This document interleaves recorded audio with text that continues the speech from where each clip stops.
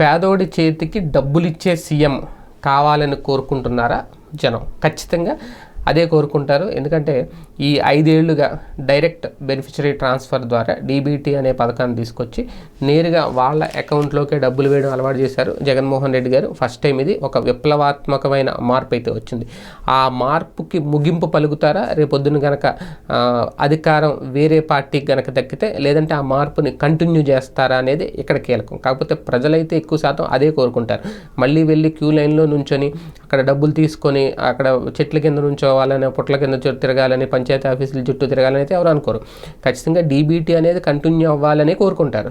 లేదంటే వాలంటీరు ఇంటికి వచ్చి చేతికి ఇచ్చాడు మొన్నటి వరకు పింఛన్లు, అవి కూడా కంటిన్యూ అవ్వాలనే కోరుకుంటారు. ఇప్పుడు అదే ఆ వ్యవస్థల్ని కంటిన్యూ చేస్తామని చెప్పి ఆల్రెడీ ఒక హామీ అయితే చంద్రబాబు నాయుడు గారు కూడా ఇచ్చారు. కాబట్టి పేదోడి చేతికి డబ్బులు ఇచ్చే సీఎం ఇద్దరిలో ఎవరిని చూశారు అనేది ఇక్కడ కీలకం.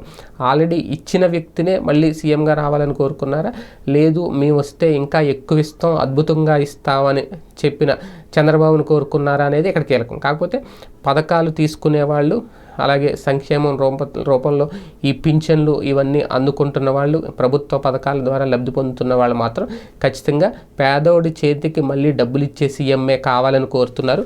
వాళ్ళకే ఓట్లు వేసామని చెప్తున్నారు. వాళ్ళు ఎవరనేది మాత్రం చెప్పట్లేదు. జూన్ 4 తర్వాత చూడాలి.